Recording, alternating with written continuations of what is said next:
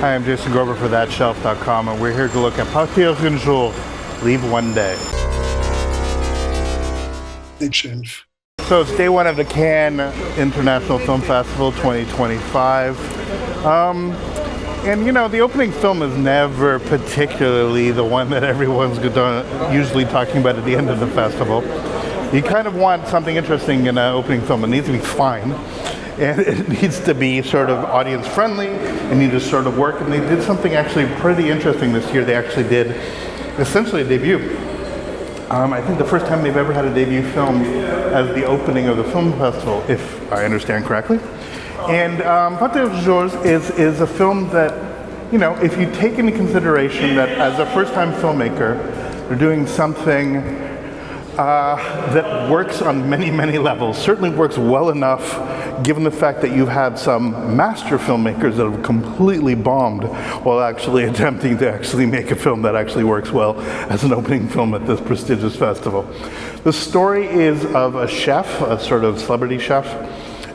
She's on Top Chef television show. She's opening up a restaurant. She's in a relationship. She finds out she's pregnant. That's the first scene. And then is not telling her partner. And then actually heads home where her father, who's suffering from a heart attack, and the mother, who's the waitress at the truckstop restaurant, needs some help. So she, despite the fact that she's about to open this restaurant, she actually goes home and actually decides that she's there to actually help out her parents. And there she rekindles some relationships, things go awry, and it goes from there. It's also a musical about freedom of choice in all of the ways that actually connotes. You have a successful person who's making decisions about where they are in their relationship, where they are in their pregnancy, where they are in terms of their working life, their personal life, all of that stuff, but it all sort of plays out. It is certainly slight, but it is also perfectly fine. And it's interesting because I spoke to people who are much more fluent in French than I am. I don't pretend to be.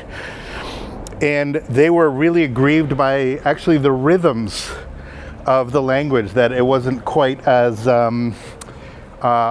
sort of in tune with the expectations. But this is one of those classic examples of a film that was so decidedly francophilic.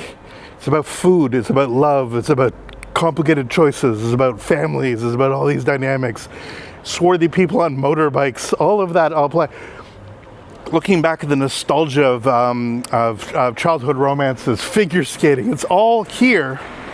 And if you're watching it with subtitles, you have enough distance between what's actually sort of playing out, and we cannot get the subtlety of the performances, the lack thereof, because we're reading the words. So you get the feeling, the sense, the sensibility of the language without being distracted by poor performances.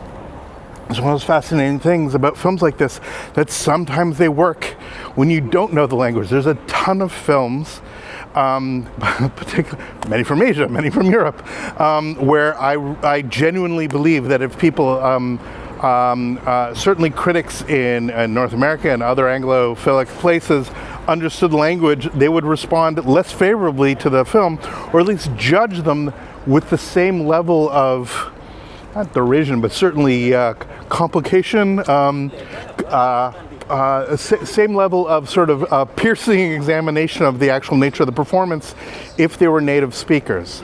And this is just an interesting thing that actually happens with world cinema, one of the things you get. In other words, this film is perfectly fine, great for here, but I generally think it'll play extremely well outside of this festival to give a sense of this festival. It's different enough, but accessible. It has, as I said, some complicated questions about identity and sexuality and decisions about being made in terms of relationships and all that stuff, but it all does so in a way which is genuinely accessible, slightly universal while being specific. All of those things all rolled into one. So the film is fine. It's like a solid sort of C+, B-, but there was a great deal, I think, of consternation from people who wanted something more from it. And it's like, sometimes you just need a trifle. Sometimes you need an amuse bouche, as it were, before the actual hard stuff of the festival takes place. Is it artistically bold in a vision of a new filmmaker to come? Who knows? But I kind of like how it integrated, and especially towards the end when it actually sort of finds its feet. It finally has some elements that really click. I actually really found myself sort of drawn into the way that it was actually playing out. There's some moments, particularly the musical moments, that actually work well. I don't love the music, it's not my type of music, but I think it's done well enough within the context it was playing. And it comes to this. Unlike something like a net, which I know a lot of people love, it doesn't work for me, because the net, I feel in every frame, is a musical made by people who don't really love musicals, except the first 10 minutes and the last 5 minutes. The whole middle, where even the musician stars are like writing songs that completely don't work for me.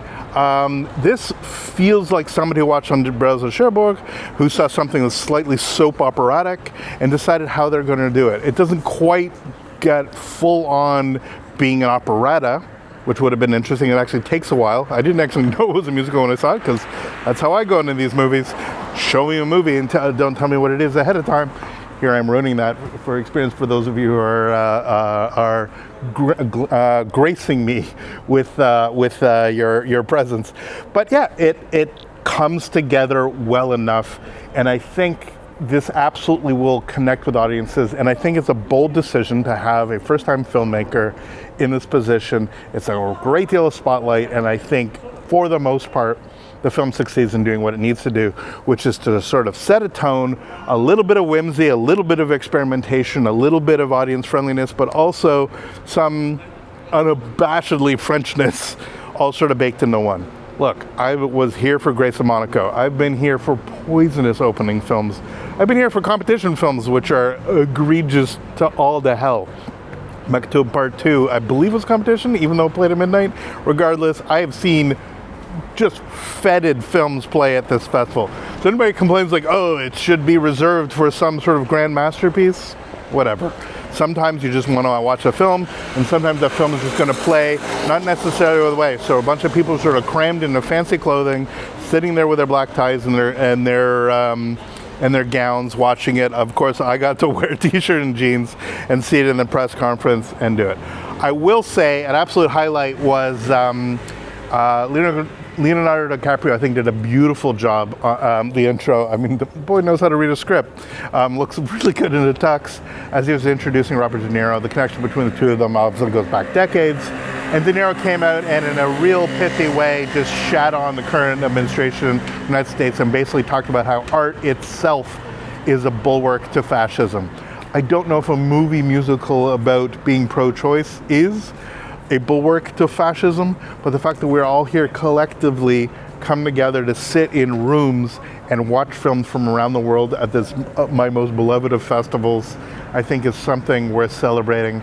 And if the opening film isn't quite as rich a meal as we would hope, it's a perfectly fine appetizer for so much that's yet to come. For thatshelf.com, I'm Jason Gorber. Thank you so much for watching. Please subscribe, follow us on social media. We will see you next video. All the best. Take care.